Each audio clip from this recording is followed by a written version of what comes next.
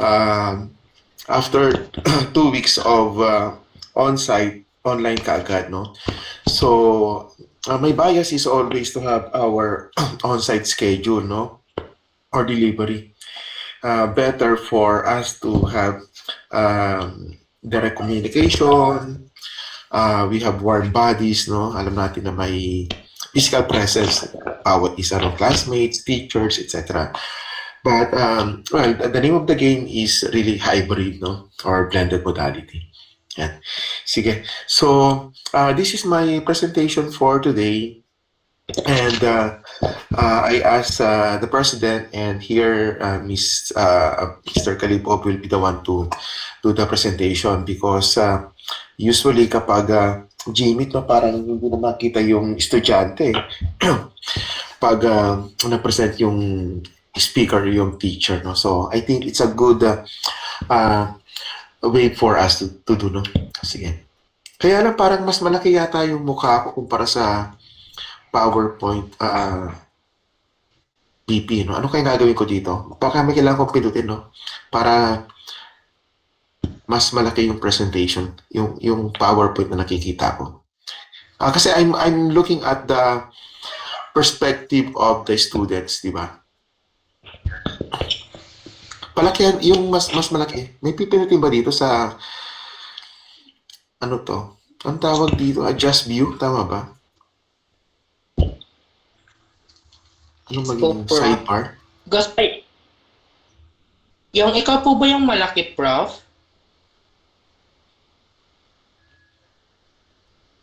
Sorry. Parang maliit eh.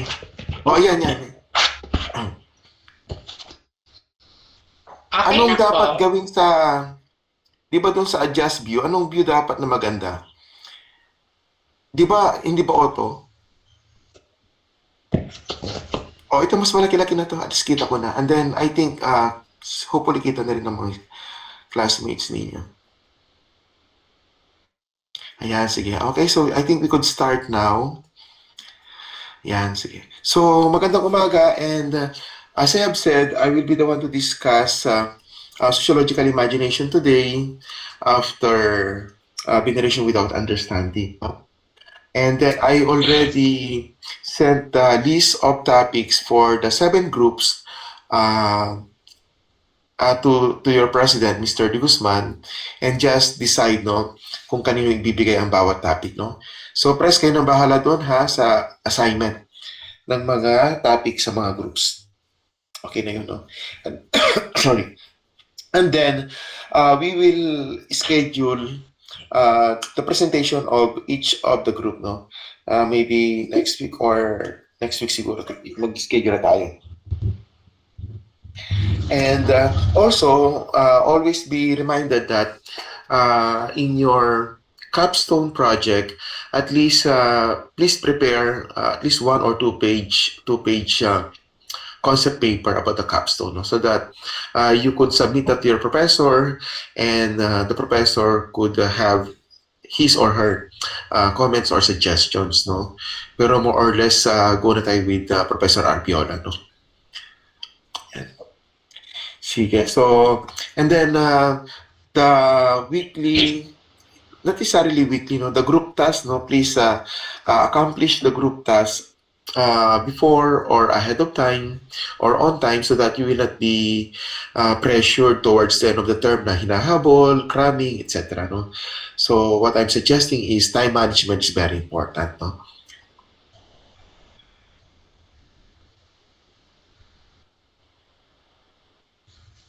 I am interrupted kasi ano ba to? Parang sobrang lamig yata. Kailangan ko mag-take ng gamot pero I need to consult muna.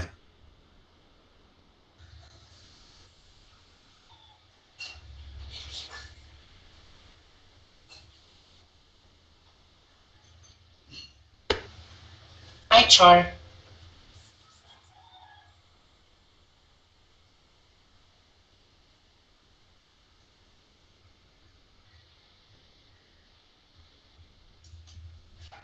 Okay, so pardon for my interruption, ha. Kapag nag-off ako ng camera, napapaupo ako doon. Sige, so again, we'll introduce ourselves with the idea of sociological imagination by C. Wright Mills, or I'd like to invite you to maybe appreciate and understand the idea of sociological imagination by one American Marxist sociologist, no? Medyo mga critical to mga binabasa natin, no? Pero importante na maging critical tayo sa buhay natin, no? And we will connect it to Philippine history, to study of society, or specifically to Rizal, no? As our main course or main subject in this class, no? Sige, so unless may mga tanong pa sa mga nabanggit ko, Pres, may tanong pa ba? Clarification naman. So, yes, BP, go ahead with the next slide. Titingnan natin ang first important lesson as a student of society, student of Gen Ed, SOCSI, or as future teachers, or as member of our society, no? We need to learn this statement coming from one of my favorite sociologists in the name of Peter Berger, no? Pero Berger pwede na rin kasi tama-tama magbre-breakfast na tayo mamaya, no? Or magbra-brunch na tayo. Then Berger is the best, no? Angel's Burger, di ba? Yun ang favorite mo, Mr. De Guzman. Di ba Gilbert, yun ang paborito natin? Angel's Burger, buy one, take one. Marami na pag-graduate ang Angel's Burger teachers. Dati may mga ibang brand pa ng buy one take one na burger sa mga kalsada before 1990s, no? Ngayon parang Angel's Burger na lang. Kasi buy one take one murang-mura, no? So we could survive with Angel's Burger as a student. Pero that is for biological satisfaction kapag may Angel's Burger tayo, no? But this is another Berger, no? It's a wisdom, it's a knowledge that we need to internalize because as we have, if we have this kind of knowledge in our life, it will help us to survive and navigate the society that we are going to live, no? Or we are living actually, no? As teacher, as professionals, no? Later. Sige. So the first important lesson that we need to learn in society or in the study of society sociology is that things are not what they seem. Di ba? Okay ba yun? Things are not what they seem. Ano kaya ang ibig sabihin ni Peter Berger dito, no? Anybody? Things are not what they seem. Miss Shar. Mr. Shar pala. At first glance, things are not what they present to be, or they pretend to be what they want and what you want you to see. Also, mga pretender pala tayo sa buhay na to, no, Shar? So, iba kasi, things are not what they seem, no? So, things that we are seeing are not real. Kaya totoo, no? Baka nagpre-pretend lang, no? The great pretender, no? Tama, no? So that's one explanation. Sige, Shar, thank you very much. Another insight or maybe possible initial explanation with regard to what's being said by Peter Berger. Anybody, class? Yes, Miss Cardaño. Daniela. Audible po ba? Loud and clear. Go ahead, Miss Daniela. Thank you po. Yung things are not what they say po. For me po, ang meaning po, depende po kasi yun sa perspective ng tao. Kung paano po nila titignan yung mga bagay-bagay. Kung yung, for example po, sa akin po, iba po yung pagkaka-perceive ko. Pwede po sa ibang tao, iba rin po. Kaya things are not what they say po. Okay, so we have different perspective of things, no? So maybe we have different take on a particular issue. Well, because we are coming from one perspective or one kind of experience, no? And maybe other people have different ways of looking at things, no? Yan, no? So we have multiple perspective, we have different lenses in terms of looking at things, no? Sige, sabi ni Chelsea, what we perceive might not be what is truly factual. Tama din naman, no? Sometimes we are blinded, no? By so many other things, no? Kaya nga minsan mahirap din yung may blinder no you know the horse, 'di ba? May blinder 'yon. Kaya the horse is narrow-minded, one track thinking, limited ang kanyang view, no? Kasi hindi pwedeng malawak ang perspective ng horse, no? Because maguguluhan siya, no? Hindi siya mabilis tumakbo, hindi mabilis ang kanyang magugulo yung direction niya if there is no blinder, no? But that's applicable and practical for the horse. But in our life, if that's our case, no, then there's something wrong with us, no? So, iwasan natin yun, no? Sige, so may pahabol pa si Mr. Sakuma. Go ahead.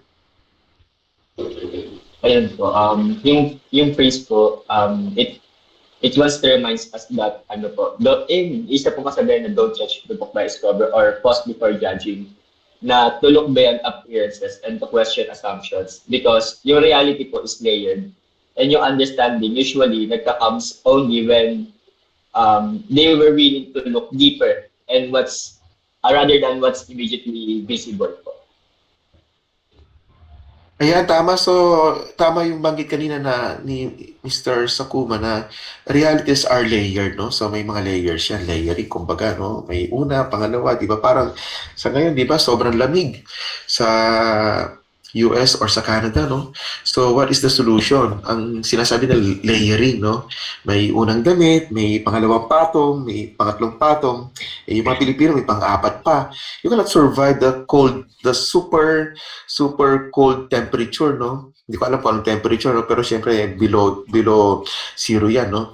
In those places, no? Dito nga lang sa Baguio or sa umaga lang natin sa Maynila, sobrang lamig na nga, di ba? So, okay naman sa atin ang malamig, di ba? Yan. So, ganun din ang realidad, no? May layers, no? And therefore, we need to uncover, no? May mga shallow perspective, no? May mga initial things, no? But these things are not what they seem, no? Because there are hidden realities that we need to uncover. Okay, Mr. Sakuma, thank you. Before we proceed with the next slide, let's have Miss Jandri. Jandri, go ahead. Mr. Good Jandri. morning, sir. So, sociology po is study of human structure, and structure is really complex in itself. Ayun nga po, just like Mr. Sakuma said, maraming layers na bumubuo sa isang lipunan. And lahat po ng kilos or galaw natin is hindi lang po siya out of free will natin eh. Kinokontrol po tayo ng laws, norms, mores, etc. And ayun po, so hindi po lahat ng galaw natin is out of free will na ina-express natin, pero it is restricted, kaya po parang may hidden layers or parang may tagong part or layer sa atin as a society. Ayun po. Yeah, so lahat pala tayo plastic, Jandri, ano? We are not projecting what is real person in us, no? Yan. So we project something. That's why we have face, no? Mask, ika nga, no? Kahit may problema in front of the class as teachers, dapat nakangiti tayo, no? We need to be pleasing in the eyes of our students. But in fact, we have our financial problem as teachers or family problem as students, no? But we cannot bring these things, no, inside the classroom, no? We need to, what we call, have this mask, no? Ganon. So plastic tayo in that sense, no? Plastic in the sense na syempre, we need to be practical, no? Syempre, hindi tayo gagawa ng eksena doon sa klase natin, no? Parang gano'n, no? On the other hand, itong mga marketing agents, gano'n din sila, no? They will project, no? Present, no? Their package, their product, no? In all positive aspects, no? Kaya yung mga agent na yan, yung mga negative sa kanilang binebenta, yung mga problema sa binebenta na agent ng lupa, sasakyan, ay ayaw nilang pag-usapan syempre, pero they know the problem or the negative, no, of the product they are selling, pero of course they would like to project only, no. So the challenge for us as buyer or people in society, what we are seeing in the social media presented to us by the reporter or the newspaper are not the real thing, no. There are things beyond, no. Sige. So thank you for all those insights, no. More or less you got it right, no? And this should be our guiding principle as a student of society, as teachers, as professional, as citizens of the country, di ba? magandang advice para sa atin. Pero, alam niyo na to, binanggit na to sa inyo before, it very well. Maybe, maaaring this is another way of telling us na things are not what they seem, but napag-usapan na natin to, no? Nakita na natin ito before, no? Sa ating senior high school or even as early as elementary life, no? Sige, so things are not what they seem, no? We need to unravel reality, no? So going further, let's move on, BP, with regard to the next slide. These are the different advice, no, or reminder siguro, no, to us by Peter Berger as regards to having this critical mind, no, that things are not what they seem, and therefore we need to have critical mind in order to uncover, unravel, expose, no, the realities of life, no, whether it's personal, social, or everything, no, lahat. And therefore, we need to look at the motive, no? Kapag sinabing motive, teachers, ito yung sa may kasalan, di ba? Wedding ceremony, may motive, di ba? Light blue, di ba? Beige, no? Ano pa, pinkish, no? The purpose of motive is really to cover things, no? Kasi kapag may motive, teachers, pansin nyo, so the dominant color is light blue doon sa kasalan, sa venue, di ba? So, yung mga negative o yung mga pangit, pwedeng matakpan. Kasi yung nakikita natin, yung dominant color o yung tinatawag na motive. O, di ba? Lagi may motive. Hindi natin makikita ang mga ibang bagay. And therefore, ang focus ng attention natin ay doon sa bida, yung ikakasal, the future husband and wife, and so on and so forth. O, di ba? All the rest, hindi natin makikita. Alright. Now, in the process, therefore, of unraveling the realities, no, removing the motive, we need to engage in debunking, no? What is debunking? These are self-explanatory features, ha? You have learned this before. Looking beyond what is presented, because what is presented to us is being covered by motive, no? May tinatago dyan. Kaya yun, unravel natin, no? Seeing through what is presented. Kasi ganun din, no? May present pero tagusin natin. Yung isa naman, look beyond what is being presented, no? And we need to mistrust what are the apparently obvious, no? Ito yung binabagay nyo kanina na surface reality, no? But in fact, reality is so complex, no? There are different layers. We need to unravel them, no? And therefore, we should mistrust, no? What is presented to us initially kasi may nakatago dyan, no? Or the process of unmasking the surface appearance, no? Kasi may hinahalungkat nga tayo, no? And that's the work of teachers, the work of scholars, the work of intellectuals tayo yun, no? Or students of society. We need to unmask and debunk things around us, no? Teachers, ha? Alam nyo na yan, ha? So kung may binigay sa atin, idea man yan, philosophy man yan, knowledge man yan, truth man yan, ay pagdudahan natin because we think that there's something, maybe bigger problem or bigger exciting things to know beyond that. No? Question, teachers, regarding this. Syempre alam niyo na yan. Go ahead, BP. Mr. Kalipo, kang tawag siya, Gilbert or Dave? Dave na lang po. Thank you po. Dave, yan. Ito si Dave talaga ay hindi tayo dinalhan ng lechon from Sinulog Festival, di ba? Di ba nagbakasyon ka last week sa Cebu? Hindi po, Profe. Aray! Sige, pag yung mga nagbabakasyon sa Cebu, dalan tayo ng lechon Cebu, the best lechon in the world. No? Sige, so Yes. Don't worry, pupuntahan natin lahat yan kapag may trabaho na tayo. Next, according to Peter Berger, we need to, kapag sinabing sociologist dito, hindi lang study of society, ha? When we talk about sociologist, tayo yon, no? Bilang estudyante, bilang teacher, bilang professional, bilang intellectuals, no? And therefore, we need to deal with unrespectability. We need to deal with reality in a very unrespectable manner. Yan.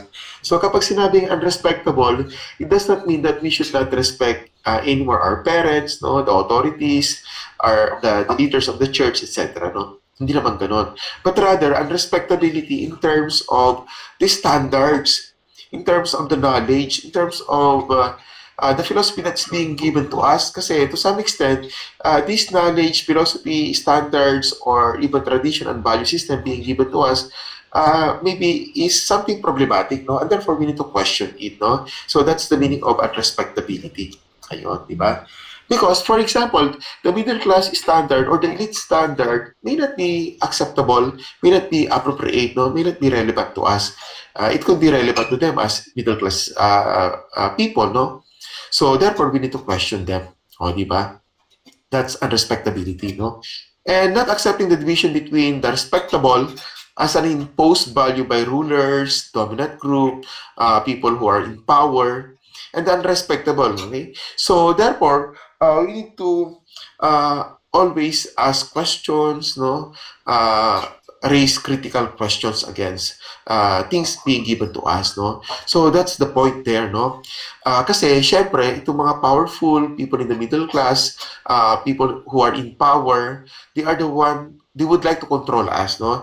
They are the dominant class, no? They are our oppressor to some extent, no? And therefore, they would like to maintain such kind of status. And what they would like to do is to give us their standards, no? They would like to manipulate our curriculum, our educational system. They would like to make us passive, no? Docile, accepting of all what they are telling us. No, but for critical minds like us, no, we need to question everything, no. So that is the meaning of unrespectability, no. So that at the end of the day, we'll have a very clear perspective, broader perspective, balanced perspective of reality. Oh, di ba teachers, ang ganda ng mga advice sa atin ni Peter Berger, no? Intellectual wisdom, no, para sa atin. O, yan ang dala-dala natin, ha. But don't worry, hindi nyo naman na matututunan lang ito ngayon, no? You have learned this before, no? But what is important is that we should be reminded that these are good tools, no? Or philosophy or ideas that we need to bring with us in our life, in the course of our life, no? Until the end. Yan. Sige, so Dave, go ahead with the next slide. Oh, yeah. So the third idea about Peter Berger's advice is that we need to look at truth not as absolute, no? Because truth is not truth for all. Yeah. And therefore, maybe the sociologist here is considered as the relativist. O nga naman, kasi what is true to you may not be true to other people. Diba? What is true to me may not be true to you. What is acceptable to me may not be acceptable to you. No? What is true yesterday may be considered as false today. No? What is not acceptable yesterday may be considered as true today. So those are, of course, things happen in our life. No? Just remember the geocentric perspective, no, of Ptolemy. No? Ayan, what is geocentric? Siyempre, alam niyo na yan. The Earth was the center of the universe, no? Ayan. And it was supported by the Catholic Church, no? And therefore, if you don't believe with this particular truth, no, that the center of the universe was the Earth, no, then you will be condemned to prison, no? Ayan. And this is what happened to Galileo, no? Yan. But later on, because of the invention of the high-powered telescope, no, sila Galileo, sila Copernicus, then they asserted that it's the other way around, no? The sun is the center of the solar system, and moving around it are the planets, no? Yan. So we call that heliocentric perspective, no? O, di ba? So yung pinaniwala ng so many centuries na geocentric perspective ay mali pala. Ang tama pala ay heliocentric, no? So that's an example of this particular statement, no? The truth for one group is never absolute for all, or maybe what is true today may not be true tomorrow, something like that, no? So therefore, we should be more open. We should look at the perspectives of other people, no? Because we don't have the monopoly of knowledge, we don't have the monopoly of information, no? Yeah. Therefore, we need to look at the perspectives, the culture, or the belief, no, of other people or of the different, no? Yun ang problema sa atin sa kasalukuyan because when we hear about others, we try to condemn them, no? Others inferior, others are bakya, no? Others are not good, no? When we talk about others, they are wrong, no? And this is something a big problem kasi this will only promote ethnocentrism, no? Yan. Yan, tingnan nyo ang nangyayari sa US ngayon, di ba? Grabe ang crackdown, no, ng ICE, no, ng federal government sa mga illegal immigrants or undocumented. Ang term na ngayon ay undocumented immigrants, no? And by all means, talagang hinahanap sila ng immigration and custom authorities and they are being deported from the United States, no? In fact, some of them have papers, some of them have spent their life in the United States over the last 10 years or so, no? And yet, no, they are sometimes being deported without due process, something like that, no? Eh kasi, ang perspective lang kasi ni Donald Trump ay isa lang, no? Yun ang problema kay Donald Trump, no? A big problem in the US and even other European countries as well, no? Ayan. So, gaining insight through examining other cultures, no? So, this is also a way for us to learn and appreciate the culture of other people. By way of learning other culture of other people, therefore, we are broadening our horizons and our perspective, no? We need to realize that ideas are changing, no? Because of research, because of innovation, because of discoveries, no? You know, teachers, ang daming mga librong napapublish every day, ang daming mga new discoveries sa buong mundo every day, every hour, every minute, no? And therefore, we cannot stick, no, to the idea or to the truth that we believe in, no, for the rest of our life kasi these are now being challenged. So many ideas are emerging, no? Kaya mas maganda playing safe tayo. We need to look at we need to believe that ideas are changing, no, depending on new knowledge, new discoveries. For example, in terms of history, no, ang kino-consider natin na pinaka-oldest artifact, no, ay ang Tabon Man, no, na nakita sa Tabon Cave somewhere in Quezon, Palawan. Pero because of the new discovery in Callao Cave in Cagayan, no, kaya meron na tayong Homo sinensis, no, one of the oldest, no, the oldest now, no, with regard to the artifacts, no, in relation to human existence, no, here in the country, no. So, sociologists or student of society, history majors or teachers can disagree with core belief, no, that society promotes as meaningful, no. Ayan, so you may believe with a particular agenda, philosophy, to some extent, no, but you have also the right, no, to question, no, that core belief, no.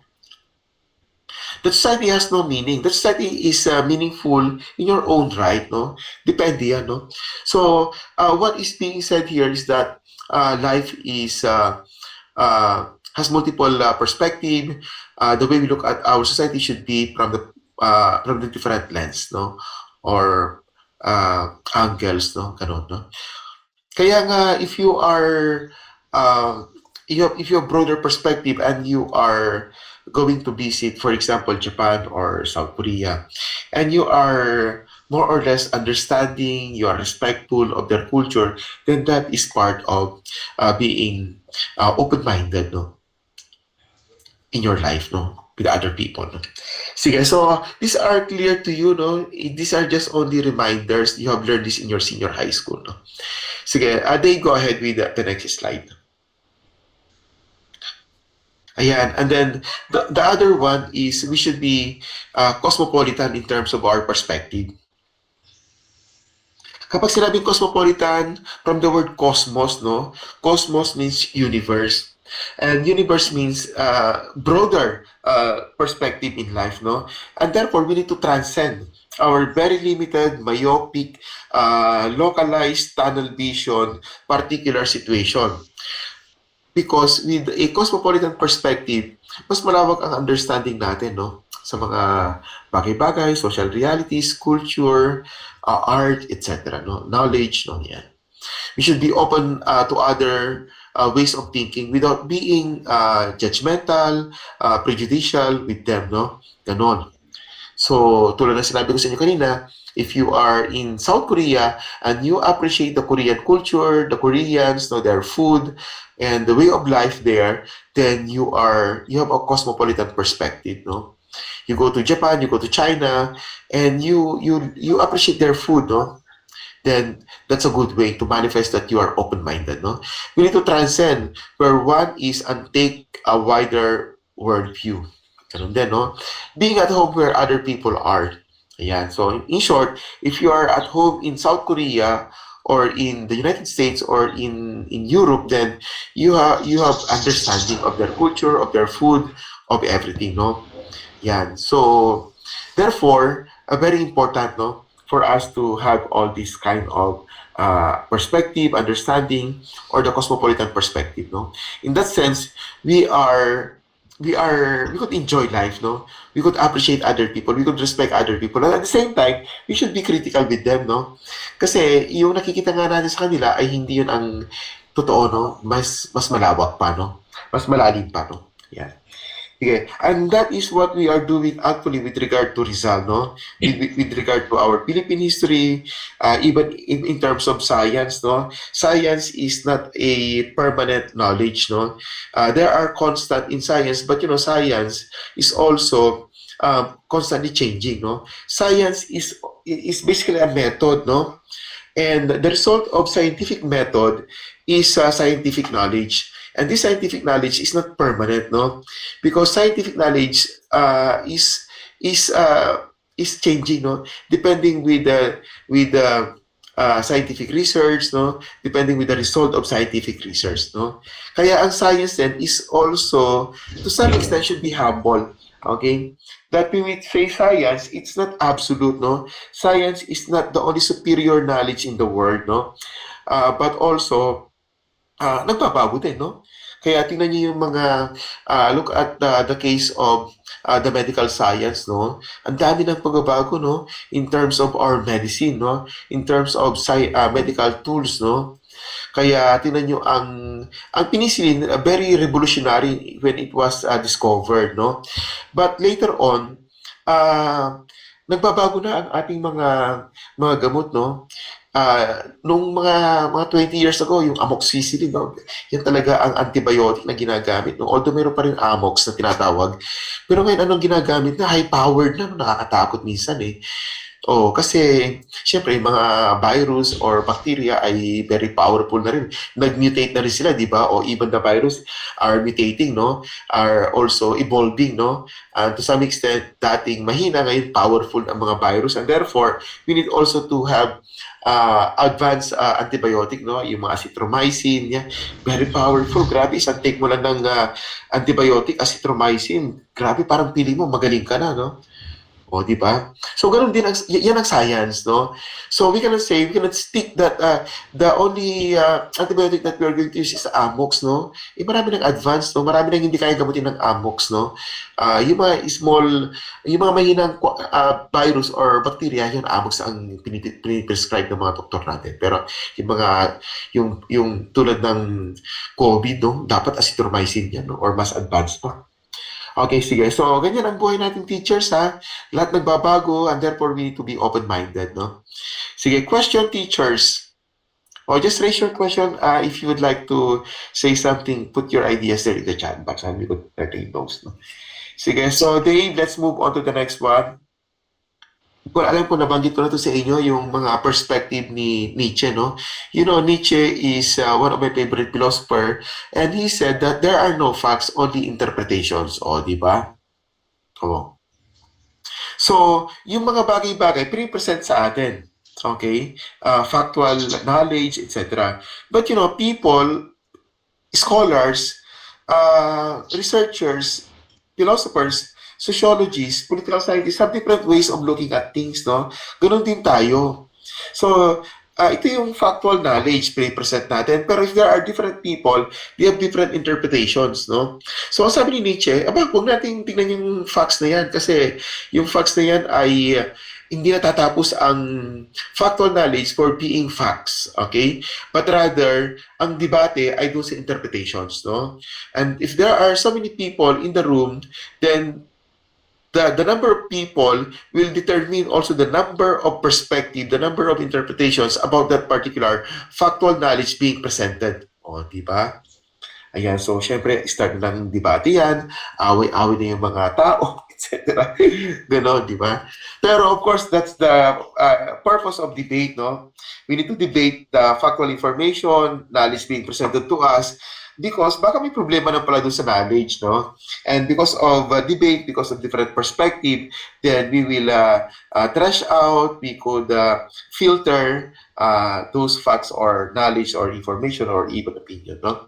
O, di ba maganda naman din? So, dapat may debate, no? Yan. But unfortunately, according to Nietzsche, let's advance what is being said early on. All things are subject to interpretation.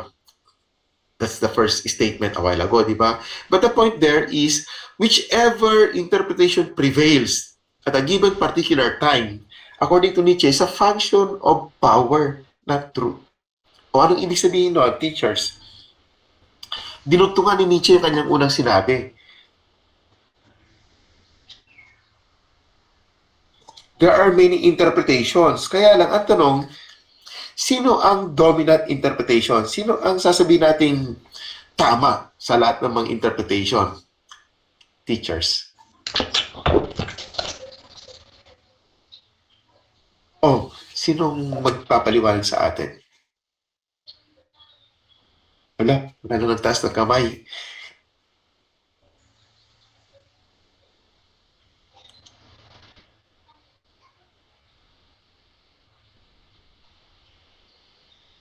O teachers, anong ibig sabihin ni Nietzsche, no? The interpretation that will prevail will be the one that is supported by power. Not necessarily that the interpretation is true, no? Ganon. So, balikan natin yung kanina, no? So, sino ang nagsuporta sa geocentric perspective? The Catholic Church, no? The Catholic Church supported the belief that the center of the universe was no other than the earth, no? And it was supported by the Catholic Church. And therefore, lahat ng kukontra, ikukulong, ikukondemn into prison, no? And therefore, it was accepted as the true knowledge with regard to the universe. For many centuries, no? O hanggang dumating ang high-powered telescope, hanggang dumating sila Copernicus, sila Galileo. And they told us otherwise. O, di ba? O, kasi powerful ang Catholic Church. Ganun din. Sino magsasabi ng katotohanan? Yung power.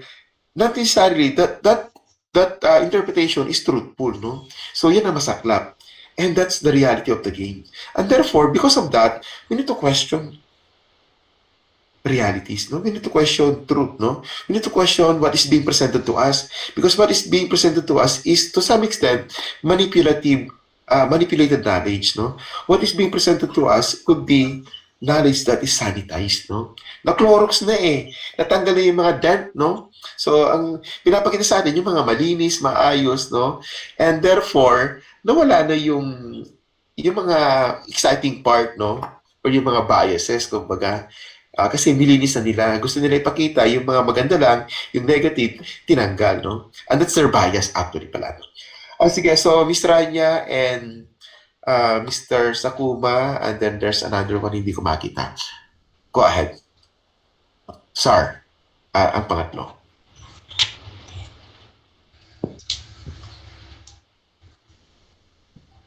Chelsea, go ahead.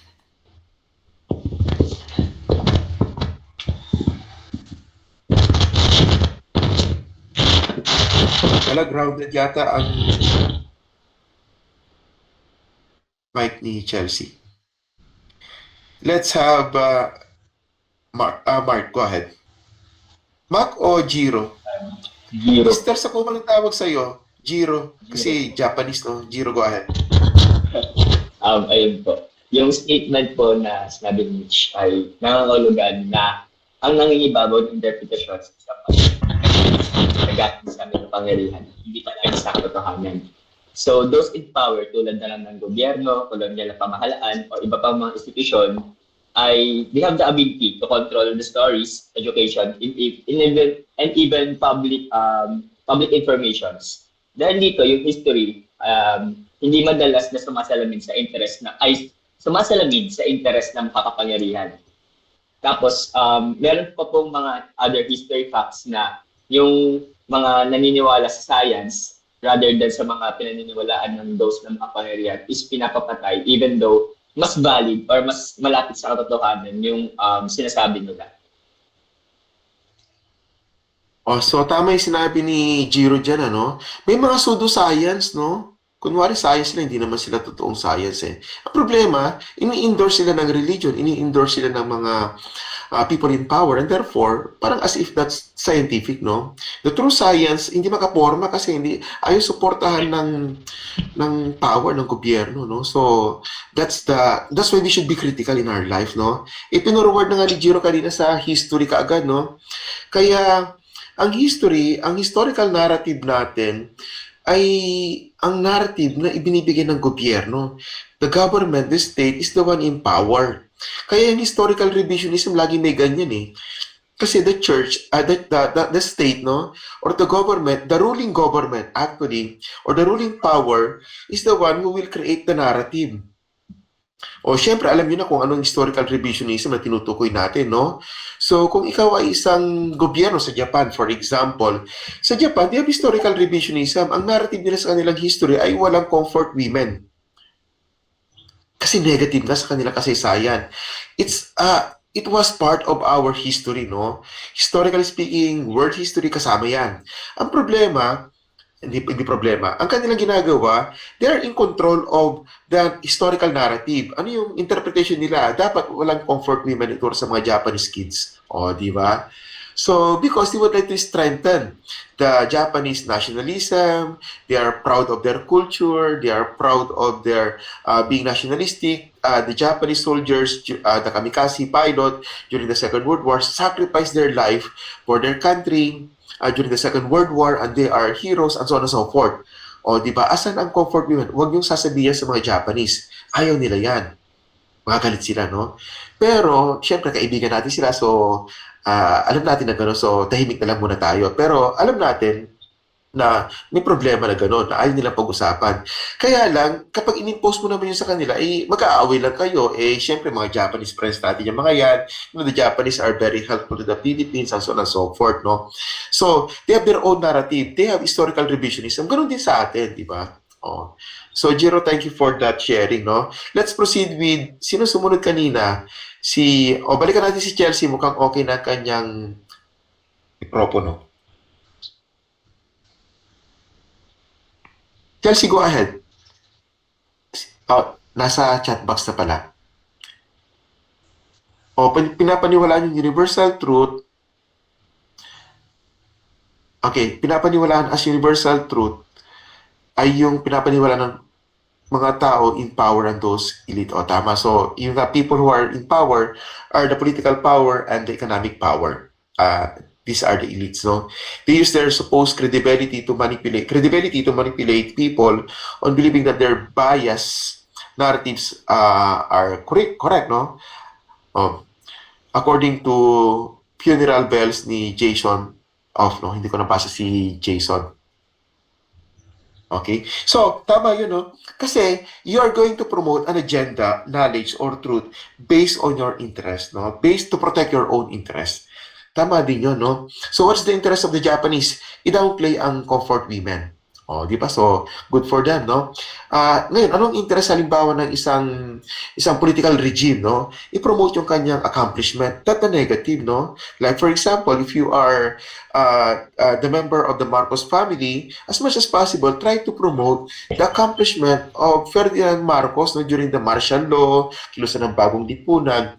And as much as possible, although really happen, you downplay violation of human rights, torture, disappearances, and so on and so forth. O, di ba? Ganun din, if you're going to write the presidency of President Duterte, therefore, ang i-highlight mo, yung mga accomplishment niya, and so on and so forth. Pero, are you going to focus on war on drugs na maraming namatay to the tune of 30,000 plus, etc., etc.? No, ang gagawin mo, there was war on drug, tahimik ang Pilipinas, na-address ang problema ng droga, and so on and so forth. Not the people who were sacrificed. Kung meron man, kunti lang, di ba? So, yan ang ibig sabihin ni Nietzsche, no? Okay? So, people in power will be the one to dictate, no, the narratives, no, or the interpretations. So, that's why, ito yung importansya ng sociological imagination, no? Ito yung importansya na things are not what they seem, and therefore, we need to debunk reality. And this is our task. Ito yung hanap buhay natin bilang mga teachers, ha? Huwag niyo kakalimutan to teachers, ha? Alam ko, alam niyo na to, pero ito yung dala-dala natin habang buhay bilang educators, bilang teachers, regardless whether you are teaching science or physics or araling palipunan or values, ito ang perspective natin palagi, ha? Critical tayo. I think, sinong Daniela, ikaw ulit, and then si Gilbert, and then we proceed to the next slide. Sige, go ahead, Miss Cardaño. Cardaño, sorry. Yung isa po sa pwedeng maging interpretation ni Nietzsche is yung kay Charles Peirce po na isang philosopher na naniniwala sa pragmatic theory of truths na ibig sabihin yung mga tao pong expert sa isang bagay, yun yung mostly paniniwalaan ng mga tao, na majority ng tao kasi upon that given time po, nag-investigate sila ng something, which is, sabi rin ni Aristotle na mostly po yung mga tao is yung interpretation na binigay ng mga expert is naniniwala po sila doon. So parang dagan lang po yun sa sinabi po nila Giro and ni Chelsea po kanina. Yun lang po. Okay, so Miss Daniela, tama yun, no? So we need to look at expert, no? Pero syempre, again, let's always be aware and be worry with regard to expert kasi may expert talaga and they are committed to promoting scientific method or scientific research and scientific knowledge, no? But there are expertan, di ba? Pseudo-scientists, no? And sometimes there are people who are scientists also, who are expert, pero nagpapagamit sa power. Kaya tingnan natin sinabi ni Daniela, no? Maring expert ka, you are respected scholar. Kaya lang, nagpagamit ka sa isang influential politician, no? At there are many, no?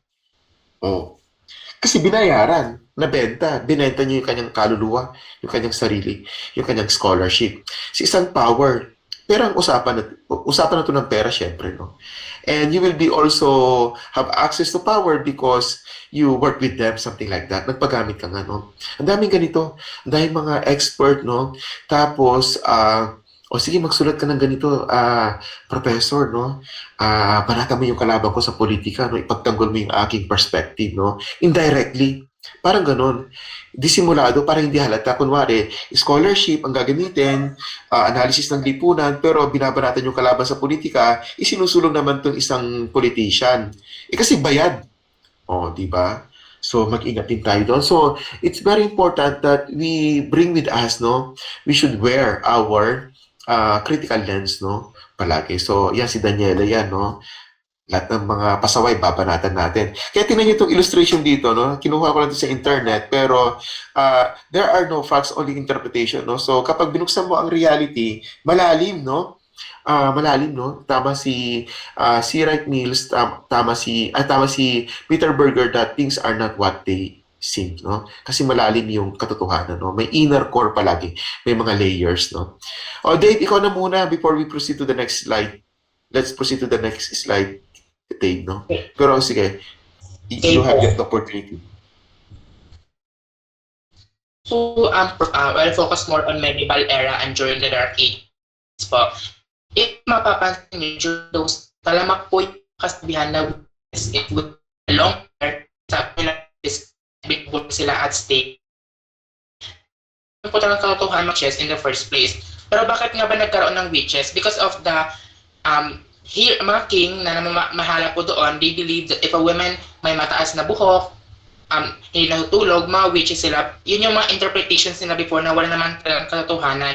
And in the Philippine context naman, meron tayong mga kasabihan, mga multo-multo before na ginagawang pantakot sa atin ng mga parents natin kapag umalis tayo sa gabi na ganito yung mga multo, may mga aswang daw po, may mga mermaid, pero hindi naman po talaga siya katotohanan. But yun po kasi naging interpretations ng mga nakakatanda sa atin or mas sa atin. So, pinaniwalaan na lang natin siya na may mga ganoon nga, pero in reality naman talaga, wala naman talagang ganoon. Nasa utak na lang natin na totoo siya, ina-interpret na lang natin na yung mga aswang, nakakatakot sila, yung mga witches sila, pinag-i sa atin, mas mataas yung powers natin. Even up until now, nalang pa rin yung mentalidad ng mga Pilipino, na naniwala pa rin sila sa ganong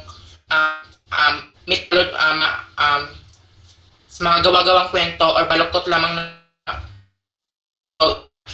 na nilang siya, naging interpretation natin na may gano'n, pero hindi naman po na po ng katotohanan kasi wala naman po talagang makapagpaliwanag or real video na may mga ganoon talaga. Yan lang po. Thank you po.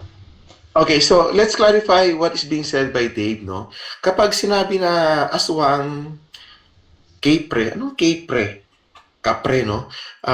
Tikbalang, manananggal, mangkukulam, multo, etc. etc.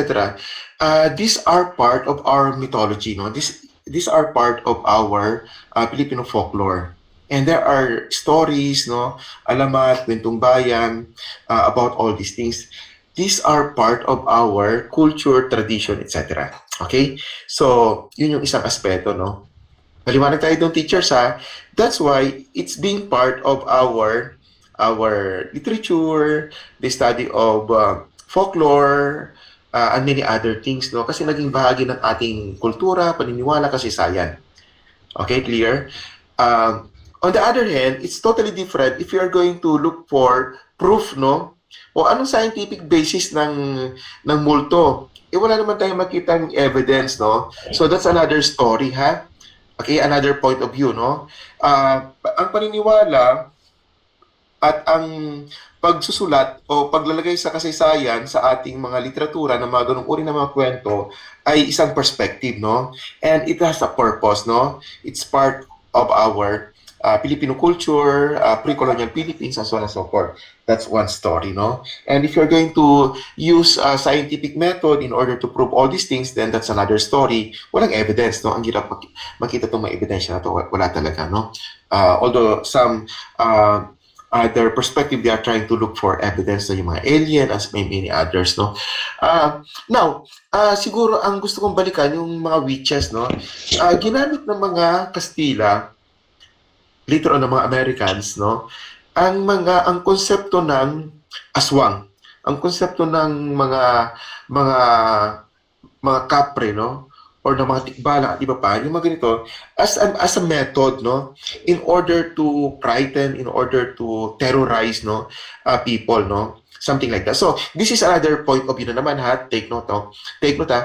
And this was basically used by the Spaniards, no? Kaya pre-colonial Philippines, as you have learned from your high school contemporary world, for example, or contemporary issue, yung mga babaylanes, they were considered as women leaders, religious leaders, or spiritual leaders, no? Diba? O kasi para nahati, di ba? Pag political economic, yung mga dato, yung mga raha, etc., no? Pagdating naman ng spirituality at yung siguro sabihin nating more on management of the household or spiritual dimension, ang mga leader, mga babaylanes. And we all know that babaylanes were basically, in general, women. Okay? Although marami pang mga pwedeng explore doon, no? And they were demonized by the Spaniards, no? As what? Kampo ng mga demonyo, devil, witch, no, etc. etc. O, di ba? So, ano nangyari sa mga babaylanes? Lumayo sila. Tinago nila yung kanilang practice of being babaylan, no? Kasi nanggagamot sila, spiritual leader sila. Kasi dumating ang Catholic Church, no? Dumating ang mga Kastila, colonizers, together with that particular colonization, was no other than the Christianization of the Philippines, no? So therefore, kailangan burahin ang katutubong paniniwala, ang indigenous folk belief, no? And so on and so forth. So bahagi ng pagpapalaganap ng Christianity ay ang pagtibag, no? Pagsira, pag-demonize ng mga traditional spiritual belief ng mga Filipino people, no? At ang yung animism, halimbawa sabihin natin ganun, no? At ang in charge dito ay mga babaylanes. So, therefore, anong gagawin mo sa mga babaylanes if you are the colonial master or Spaniards, no? You are going to demonize them, no? So, nawala sila. Oh, you see that, no? At ang pumasok na ngayon ay ang Christianity in general, Catholicism, no? So in short, pwedeng gamitin, no, ang isang narrative, ang isang paniniwala, ang isang kultura para sirain ang isang group ng tao, paniniwala ng mga tao at i-promote ang isang agenda, something like that, no.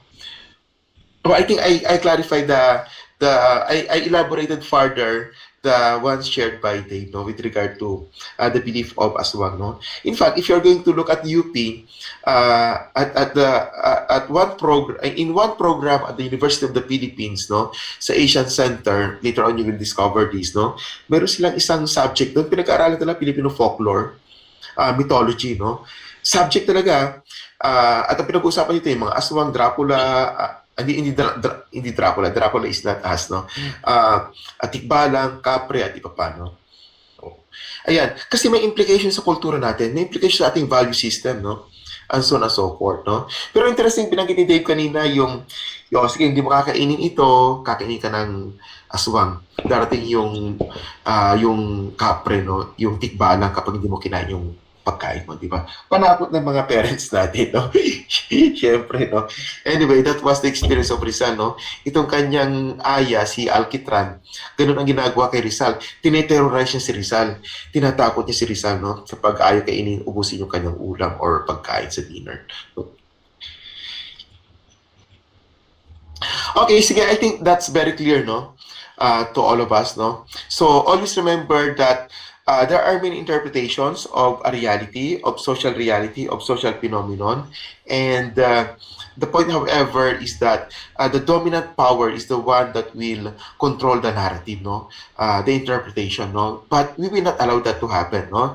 We will not allow historical revisionism. We will not allow the dominant force is controlled by the powerful. The dominant knowledge is controlled by the dominant power, and therefore, we need to use our critical mind, alternative ways of looking at things, critical perspective, and to unravel things out, no? Expose natin sila, no? And through debate, through social media, and many others, no? Ayan, o, sige. So, maliwanag, that's our perpetual task, no? That's our constant task as professional, as teachers. Sige, Dave, let's move on. Now, we'll start now with the sociological imagination of C. Wright Mills, no?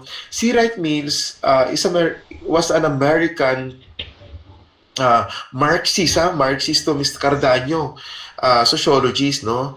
Sa US way back in the 1950s, 60s, 70s, no? Hindi ko alam kung kailan siya namatay, no? And very good, no? And well-respected public intellectual, no, sociologist na Marxist, no, sa Amerika, no. Kaya lang ang binangga ni C. Wright Mills, Charles Wright Mills, ay yung traditional perspective ng sociology, no. So may traditional establishment, binabangga niya yon. So binabangga mo yung establishment, yung power, anong mangyayari sa iyo? I-isolate ka. Ganun, o. Yan ang kahirapan nga lang kapag ikaw ay bumabangga sa power, no? What happened to Galileo? O, ikinulong siya ng mahabang panahon. Kasi binangga niya ang simbahang Katoliko with his heliocentric perspective. At the end of the day, napatunayan, tama naman pala siya. O, di ba?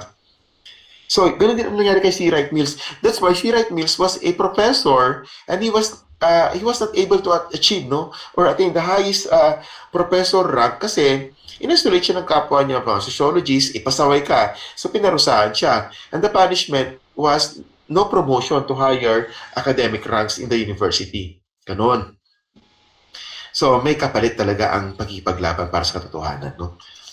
O kasi kapag nasa university kayo, may mga rank yung mga professors natin, may instructor, mga bata, bago.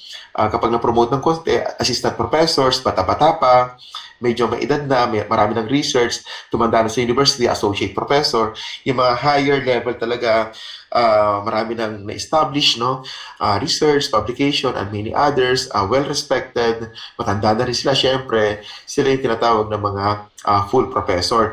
It was never achieved by C. Wright Mills because of the reason that I have mentioned. O, di ba? So, kailangan natin maging palaban, no? Kaya lang, anong kapalit? Sacrifice, no? Sige. So, kasi si C. Wright Mills, medyo, yun nga, syempre, activista, no? Marxist, no? So, ang sinabi niya, dapat, if you're going to study society, if you're going to study our social reality, dapat, nasa ground tayo. We need to stay at the rough ground of praxis, sabi niya.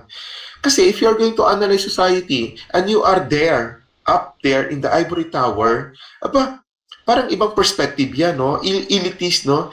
That is an elitist perspective. O, take note, ang ating discussion ay ito, pero si Rizal ang ating babanatan or tatalakayin mamaya, ha? So you could connect it to Rizal already as early as this point in time, no? So if you are there, in the university, analyzing society, you are in your ivory tower, you are in your air-conditioned classroom or room, and then you are analyzing society, pwede naman. Wala namang problema doon, no? Kasi nagbabasa naman kayo, nagte-theorize naman kayo, pinag-aaralan nyo naman ang problema ng lipunan, okay yan. Kaya lang, parang may problema, sabi ni C. Wright Mills, no? And even other scholars, actually, no? Kasi, asan ba ang totoong bakbakan? Labanan, experience, practice or praxis, andun sa baba, no? That's why the true scholar is somebody who is with the masses, sabi ni Constantino, or Hero, no? A true scholar is somebody who is immersed in the realities in the ground, no? So, kung talagang aaralin mo ang poverty, you don't only theorize poverty using statistics, no?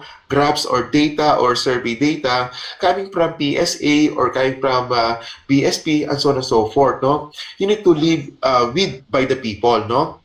So, you need makipamuhay sa mga magsasaka, punta ka sa urban poor, punta ka sa Islam areas, no? And you could see the reality of people there experiencing their experiences in daily life, no? O, di ba, teachers? So ito yung mga totoong scholars, no? Kasi ang sociology ay very elitist sa United States, no?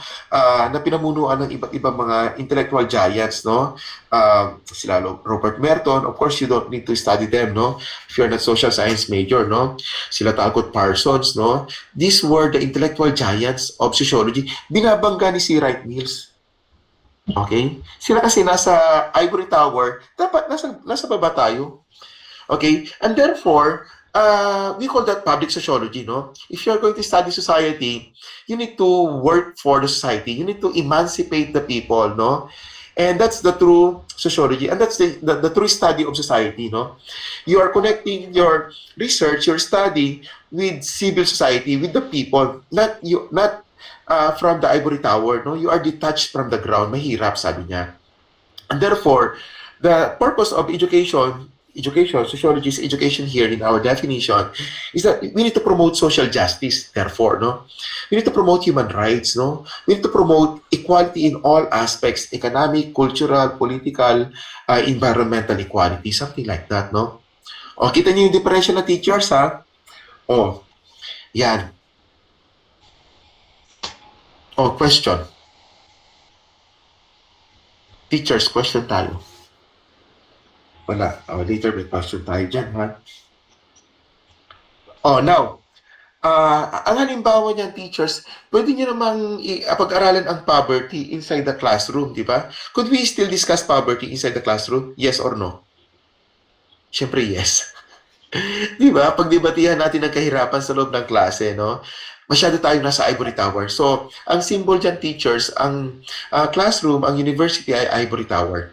Kapag hindi ka umalis sa university, nasa classroom ka lang, nagbabasa ka ng libro, inaaral mo ang kahirapan, pwede naman. But that's the ivory tower. Ang sinasabi ng mga ibang scholar, C. Wright Mills in this case, is that mag-immerse tayo. Kaya immersion is very important. Practicum is very important, no? Ayan. Makipamuhay tayo sa mga mahirap para malaman natin ano ba talaga ang kahirapan. Ayan. So, yes, we have theoretical understanding of poverty.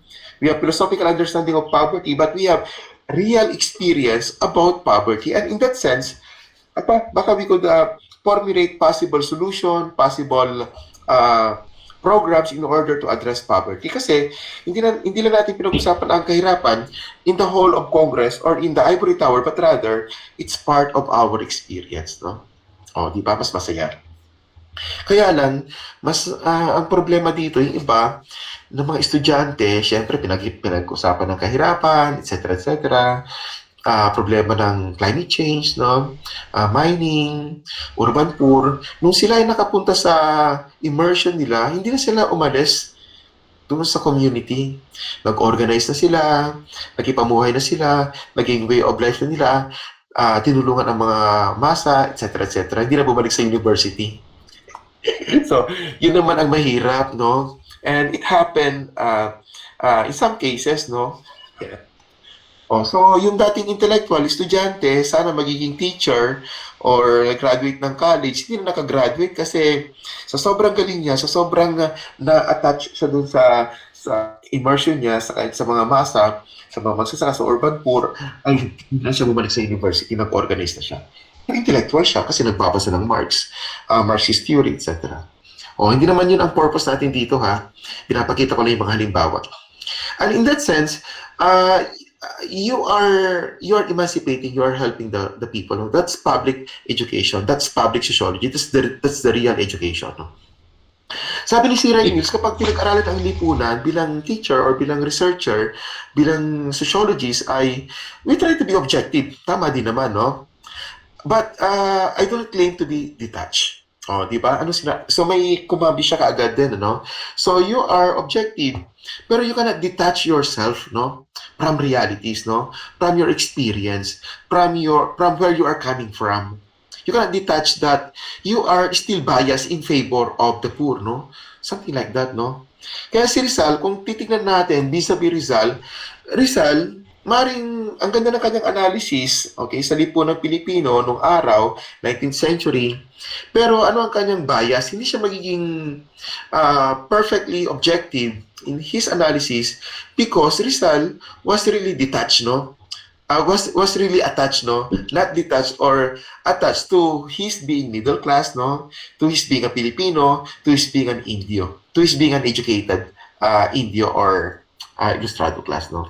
Yeah, so, ganun din tayo, teachers, no? Kahit anong gawin natin sa buhay natin, kung tayo ay galing sa mahirap na pamilya, alam natin yung struggle sa araw-araw na buhay, at nakapag-aral tayo, dala-dala pa rin natin yan kahit anong mangyari. Okay? And therefore, we are not detached, no? With realities, no? No matter what, no? Even though we are already graduates of the university, we are already teaching in a good university, we are earning our income, ang ating consciousness palagi ay naintindihan natin ang kahirapan ng ating kababayan. Diba? Unlike those people who were born in a silver platter. Yan, iba naman sila, no? Ang hirap nilang maramdaman ang kahirapan ng buhay, primarily because they have such kind of experience. No? Nasa Ivory Tower sila eh. If you are born, like Rizal, for example, sila Rizal, paggising nila ng umaga, para sila mga kapatid, naghahanda na hapagkainan. Ano ang makikita sa hapagkainan? May puto, may suman, may tsokolate, may fried rice, may tulingan, may tuyo na ulam, may fried egg, may gatas, may calamansi juice, and so on and so forth. Rizal was a privileged animal. Okay? And therefore, hindi natin maiwasan na meron siyang pinagagaling perspective, Ilustrado class. So, yun ang kanya magiging dala-dala habang buhay. But, okay, we cannot also just question the analysis of Rizal na talagang may problema ang lipunan, no? In-expose niya. Pero, ano ang kanyang strategy? Natali siya doon sa kanyang reform agenda, propaganda movement, kasi siya ay coming from the middle class status, no? Anyway, so, lagi tayong attached sa isang bagay, no? Hindi natin maiwasan yan, no? Pero as much as possible, we try to be objective in terms of our analysis, in terms of our research, no? And being attached, no, is kind of bias, no? But the bias is always, to some extent, in favor for social justice, human rights, equality, the principle of equality. O di ba, teachers? And this was said by Paulo Freire, no? Paulo Freire said that education is never neutral. As teachers, we are not neutral. And since we are not neutral, we are biased. But we should be biased in favor for the underprivileged, no? We are supposed to be biased in favor for the underserved, no? The poor, no? The oppressed, no? The marginalized sector of our society. Okay? Sige, so ayan ha, maliwanag sa atin ang sinasabi ni C. Wright Mills, no? Bumaba tayo from our ivory tower, no? Pero bilang estudyante, nasa ivory tower tayo ha, bilang estudyante sa university, no? Bilang estudyante, andun tayo sa level ng intellectual and we are in the theoretical, hypothetical level, no? Pero again, we should not limit ourselves, no? Kaya meron tayong mga iba't ibang activities para makita natin ang kahirapan. Pero sa tingin ko, hindi na natin kailangan, hindi namin kailangan yan kasi galing nga kami sa mahirap since birth eh. O, di ba? So, immerse na tayo dyan, majority of us, no? Unlike the people from Ateneo siguro or from De La Salle, they are the privileged students, no? Coming from the upper middle class or upper class, no? Sige, so wala na akong tanong dyan, ha? Wala akong duda sa inyong immersion. Alam ko na yan. Okay, sige. Dave, where are we now? Next.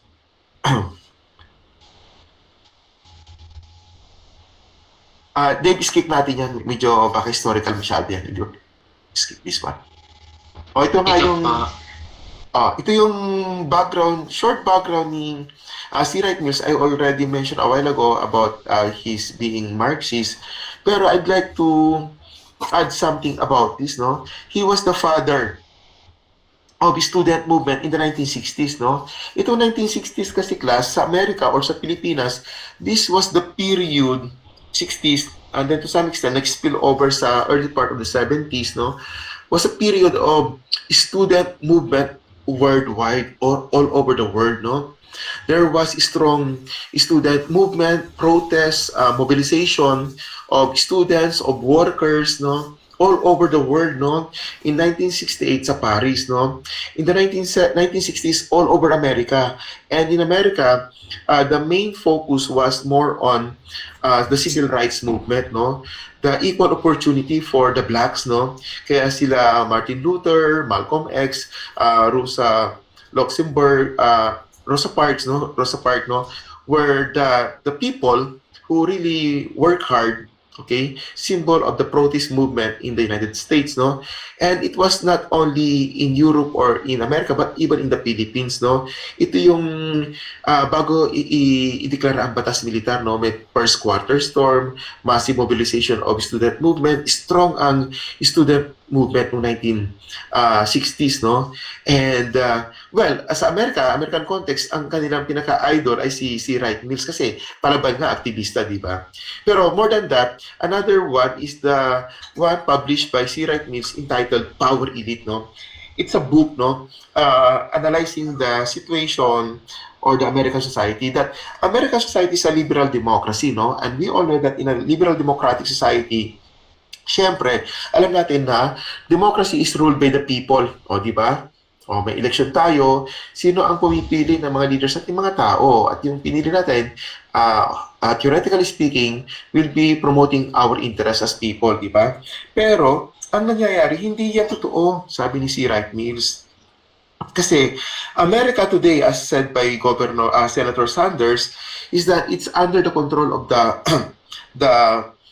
oligarchs, no? Sa ngayon, no, oligarchs ang tawag sa kanila. Pero the term used by C. Wright Mills in the 1950s and the 1960s ay power elite, no? But who are the power elite? The oligarchs pa din, no? The people in the corporate world conniving with the politician who has this political power, and they are controlling the American business, American educational system, American foreign policy, and many more. O, di ba? So, yes, America is a democratic society, pero who controls America in so many aspects? It's not the people, but rather the power elite, the oligarchs. O, di ba? Sandali muna. Sir, ba't America yan? Nasa Pilipinas tayo. Ganun din ang framework na gagamitin natin. Yung Miss Cardanyo, sino bang kumukontrol sa Pilipinas? in terms of our economic condition, okay? The political power, who controls economic power, who controls our educational system, who controls, who manage our society in general. No other than the power elite. Sino yung power elite sa Pilipinas? Oligarchs din, sabihin natin. But we could simply define them as the political dynasties, no? The corporate elite, no? And who are the corporate elite, no? The owners of the big business in the Philippines, no? And we all know that the corporate elite, no, sa Pilipinas, syempre mga top 10 mayaman sa Pilipinas, top 20 mayaman sa Pilipinas, are already in connivance, no, with the power elite, no, the politician. Okay? And the politician cannot survive also without the support of the corporate elite, no? And to some extent, the politician have already established their own business, no? So the politicians are both economic and political elite, no? To some extent also, the economic elite were already able to enter the political realm and they have political power already, no? Kaya yung mga politician, nagtayo na ng mga negosyo, so dalawa na. Meron na silang economic power, meron silang political power. Itong mga negosyante naman, yumaman, ay nag-participate na rin sila sa political power, sa political exercise, and they gain political power. So yung dating negosyante, naging politician na rin. Like, for example, if you're going to look at the template of the Villar, no? The Villar are politicians, at the same time, business people. Corporate elite sila, no? So what would you expect with the two senators there in our Senate, the brothers and the sister, the siblings, no? Camille and Mark Villar, in the Senate? Are they going to rattle the system and to destroy the political dynasty in the Philippines by passing the anti-political dynasty bill? Of course not, no? And they are there in order to protect their political interest first and then their economic interest first pa din. Di ba? So, unfortunately, that's the case, no? Kaya yung political dynasty, anti-political dynasty bill, no, na gusto nilang pag-usapan, hindi yan uubra, hindi yan uusad, no? Hindi yan maipapasa, no? Kung maipasa man yan, malabnaw, no? Hindi siya yung matapang, no? Walang pangilya, no? Kasi sinong gagawa? Are you going to make a law that is against your interest, no? Ganun lang kasimple. 80% of our politicians all over the country are members of political dynasty. And what would you expect from them with regard to this law? So, huwag na tayong umasa dyan. Pero, at least, but it does not mean that we are not going to work something for the passage or at least for in pushing anti-political dynasty bill, but rather we need to do something, no? Like, for example, we are happy because we have the Makabayan Black, no, doing their best in order to at least kahit paano pinipilit pa rin nila, no? Sumali natin baka lumsot, no? Kahit na may problema, no? Kung sakasakali, no? And still, no, we could do something as students, as teachers, no, as activists, no, as members of the Philippine society to really work hard to push for transparency in the government in terms of budgeting, no, pushing for anti-political dynasty bill, no. So again, napunta tayo sa Pilipinas pero ang sinasabi ni C. Wright Mills, power elite ang kumukontrol ng lipunan natin. Di ba? Unfortunately. Sandali, ba't puro problema ang pinag-uusapan natin sa lipunan natin? Pwede bang good news naman tayo? Pero walang good news eh. Yung good news, political problem pa din. Okay, sige. Pwede natin balikan na lang yung good news mamaya. May good news naman na nangyayari kahit pa paano siguro, ano? Kaya lang, puro social problem, no? Look at the report of EDCOM to, no? Pinapakita ang problema ng educational system natin. We'll look into that later, no? Sige, so next, okay, so Dave, go ahead now with the next slide. So, I hope you have read the book, no? Yung chapter 1 lang, ha, The Promise, no? Kasi may promise sa atin kung babasahin natin yung libro ni C. Wright Mills, no? May promise kapag gagamitin natin ang sociological imagination, di ba, teachers? O, ayan, that's C. Wright Mills, no? O, yung mga soksay, yung mga soksay, you need to read the book, no? You need to have a copy of the book. Okay, available yan sa Shopee. Siguro sa available yan, sa Amazon. O, bili tayo ng libro, ha? ng sociological imagination, the book itself, no? Yan. Puro soc major ha, pero kung kayo naman ay science, okay na tayo dito sa ating discussion. Basta basahin niyo lang yung chapter 1, The Promise, no? So ang task of sociology, the task of education, the task of being an intellectual, yan ang definition ulit natin ng sociology dito ha. Because we are using C. Wright Mills coming from sociology in our context as teachers, as education student, as values education majors, as science major, no? So the task of being a teacher, the task of being a education student is to transform or to turn indifference or apathy, uneasiness, anxiety into well-being. O, di ba? So that's our main job as teachers. Paano yun? O, yun tatalakayin natin mamaya. Kasama si C. Wright Mills. Sandali muna, ano bang ibig sabihin ng indifference or apathy? You are politically apathetic. Ano pa ibig sabihin nun? Iwasan yung maging politically apathetic, mahirap yan, parang gano'n. O what is political apathy? Or apathy as a word, no? And we put it in the context of our society, and we have political apathy, okay, social apathy, no? Pero more on political apathy ang ginagamit, no? Sige, so, ano muna ang ibig sabihin ng salita na to? Teachers, anybody. O, yung ating mga chat GPT dyan. Dito ginagamit yung chat GPT. What's the meaning of political apathy according to C. Wright Mills? Yan ang prompt natin kay chat GPT, no? O, kaya ako, teachers, I'm pro AI, ha? O, pero pagdating ng reflection paper, kung tayo, sariling sikap, no? But we could use everything that we have learned from ChatGPT, no? But we need to reflect on all those things and have our own perspective, no? Our own reflection, our own ideas there. O sige, ano ang political apathy? One word definition is okay. O lagay sa chat box, no? Kung wala kayong mikropono.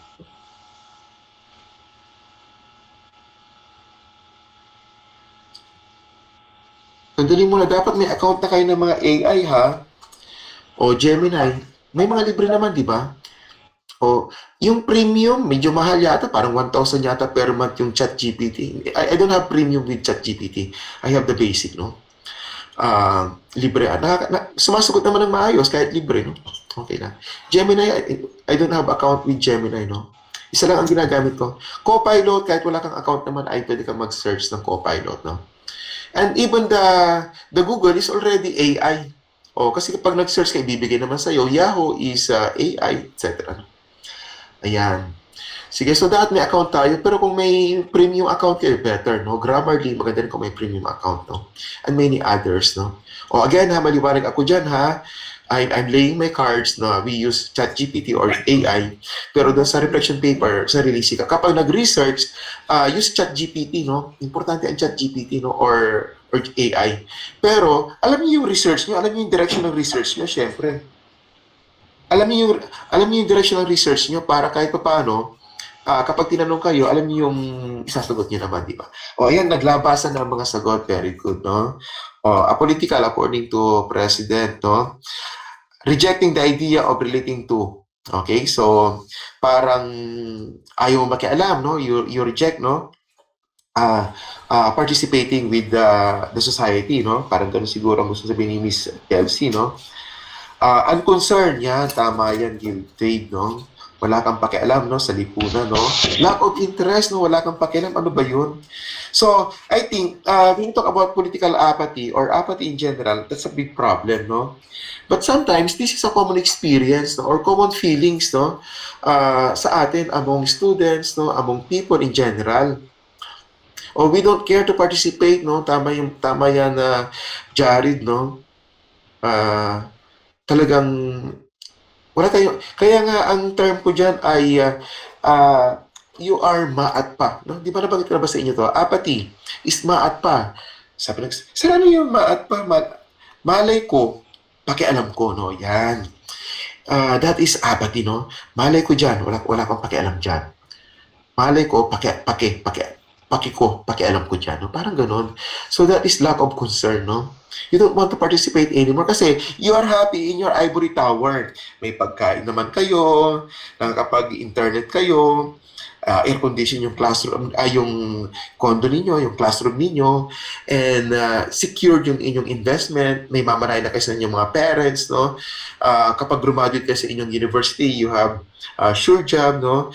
There's a scholarship waiting for you to study abroad for your masters. Aba, pala ko dyan sa problema ng mga masang Pilipino na yan, mga mahirap na yan, mga andudungis, mga andudumi, hindi nakapag-aral. So, that's the feeling of a politically apathetic person. Mahirap, no? Teachers, no? Kaya iwasan natin maging maat pa, no? Malay ko pakialam ko, no? The same true with people from Tayuman, no? Sino yung mga taga-Tayuman? Mga taong patayo-tayo lang, walang ginagawa sa buhay. I mean, walang ginagawa para sa lipunan. Unfortunately, no? Well, sorry for people from Tayuman, no? Here in Manila, no? I'm just using that as my way to explain, no? And people from Tanawan, no? Di ba? Ano ba yun? Mga taga-Tanawan? Ano ginagawa ng mga taga-Tanawan? Sa Batangas naman, no? Patanaw-tanaw lang, walang ginagawa. Alam niyo lang ibig kong sabihin, teachers, ha? Hindi tayo pwedeng malay ko, pakialam ko, maat pa, we cannot be people from Tayuman, patayo-tayo lang, or from Tanawan, patanaw-tanaw lang. We need to do something to transform apathy, anxiety into well-being. So well-being here, it's not being just healthy, no?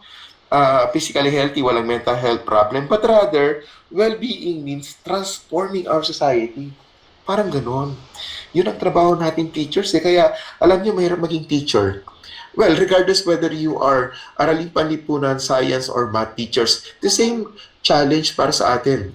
We will transform the apathy of our students, the hopelessness of our young people, the anxiety of our young people, the apathy of the political apathetic population in our community, the adults, no, into well-being, to transform them into active, not passive, no, to transform them into critical-minded people, politically engaged, no, people, no, students, activists, no, ganun. Activists in the sense na involved, no, hindi naman aktivista na kayo mamaya, no. Si sir, tinuturuan kayo maging aktivista, magagalit yung nanay namin, magagalit si sister.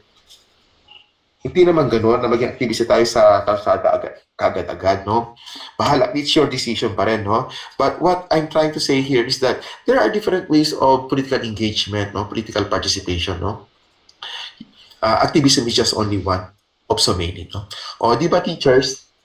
Okay ba tayo dyan? Lack of interest towards something or someone, diba? So, ang teachers ay laging involved Kasi kahit sa mga estudyante nyo lang, diba? Yung isang estudyante nyo absent, hanapin nyo, masama pakiramdam, matamlay, tatanungin nyo, bakit anong problema, diba? So, that's our life as teachers, no? We are social carers, no? We are social carers or socially engaged people, no? And we cannot survive without society naman, totoo yun, no? Okay? Sige. So, maliwanag na sa atin yan, ha? So, ang trabaho natin, how would we transform, okay? Indifference into activism, apathy into engagement, anxiety into well-being. Ganon. So, yan ang tuturo sa atin ni C. Wright Mills with the promise, no? And the answer there is simply sociological imagination. Pero how could we achieve that kind of sociological imaginative person, teacher, citizen, student? Yan ang challenge, no? Kaya babasahin natin si C. Wright Mills, ipagpapatuloy natin yung ating talakayan. Okay? Teachers, huwag niyong kakalimutan to, ha? Hindi ako to. Si C. Wright Mills ang bumubudol sa atin dito. C. Wright Mills is trying to help us, trying to convince us, convince pala, no? Na dapat ganito kayo mga teachers, ha? Ganito kayo bilang estudyante, ha? Ayan. Ano to? Ang haba-haba naman ito. Ano ba ito? This is directly from the chapter of the book, The Promise, no? Tayo teachers, ang sinasabi ni C. Wright Mills ay masyadong naka-confine sa ating personal, private life, no? At ang tingin natin sa ating personal, private life ay mga problema na kinakarap natin bilang isang nanay, isang tatay, magulang, isang teacher na may problema, para ma-promote at kumita na malaki, isang estudyante na gumagawa ng paraan para makagraduate, mataas ang grade, etc. No? And to some extent, we are bounded. No? Look at that statement, no? From C. Wright Mills. No? Oh, sorry for C. Wright Mills kasi nung unang panahon hindi pa naman sila masyadong gender conscious, no? Hindi pa naman pinag-uusapan ng gender equality masyado, no? Even in terms of language, etc. No? So if you are going to read old books, no? Old books talaga, no? You see there men or man, no? But read that as man or men as universal term which connotes men and women and all other gender, no? Okay? O, sige, so what ordinary people are directly aware of and what they try to do are bounded by private orbits. Private orbits, no? Within your family, no? Where you live, no? Your vision, your plans in life, their power are limited to the close-up scenes of job, no? Trabaho, dapat ma-promote ako, malaki ang sweldo ko. Within your family, I should provide good income, good food for the family, education, etc. And within, to some extent, maybe your neighborhood, no? Masyado tayo nakakonfine sa ating pribadong buhay, sabi ni C. Wright Mills, no? O kasi ang pinag-uusapan kasi dito ay hindi tayo exposed, no? Or kung alam natin yung nangyayari sa paligid natin, sa buong Pilipinas or buong mundo, ay natin makialam na.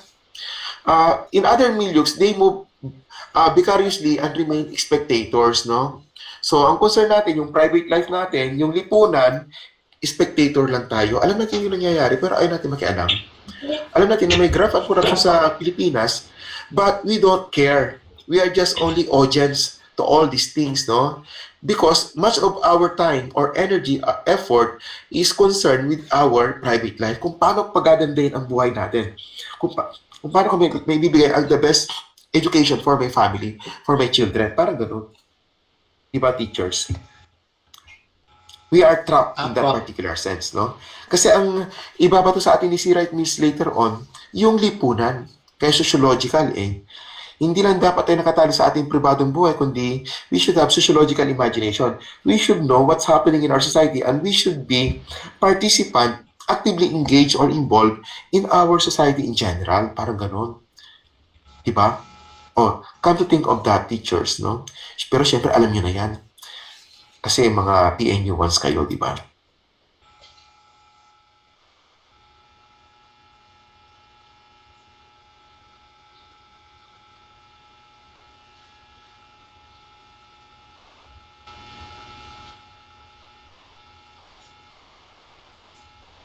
Oh, di ba, teachers?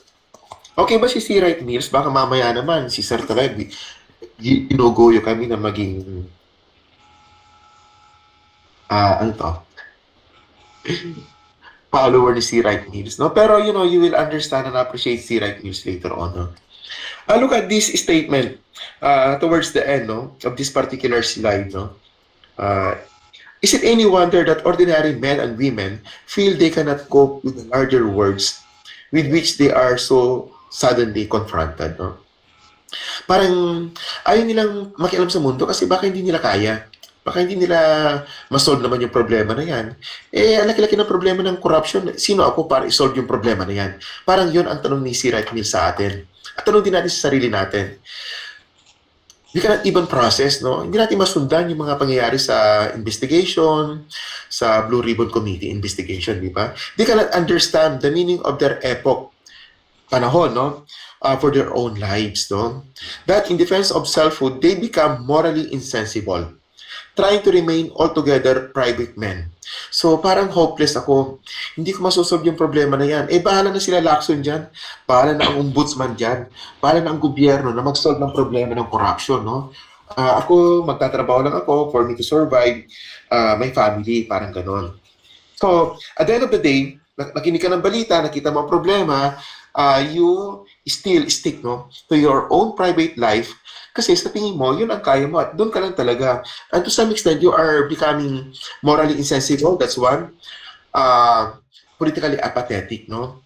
Okay? Ayaw mo nang engage yung sarili mo with all those things. Mukhang may problema, sabi ni C. Wright Mills, kapag ganyan tayo. Diba, teachers? O ayan na, si C. Wright Mills yun ha. Ang galing magsulat ni C. Wright Mills. It could be easily understood, no? Pero syempre, dapat may kunting background kayo sa society, history, or sociology, no? And you have all those things already, no? That's why if you read The Promise, you could easily understand that, no? And kapag hindi nyo na maintindihan yung isang statement, you just ask ChatGPT or AI. AI will provide all the answers, no? Ang tanong lang dyan, halimbawa, ikat nyo itong isang paragraph nito or isang statement na ito ni C. Wright Mills, what exactly the message of C. Wright Mills with regard to this statement in his book, Sociological Imagination, under the chapter The Promise. Ang haba, no?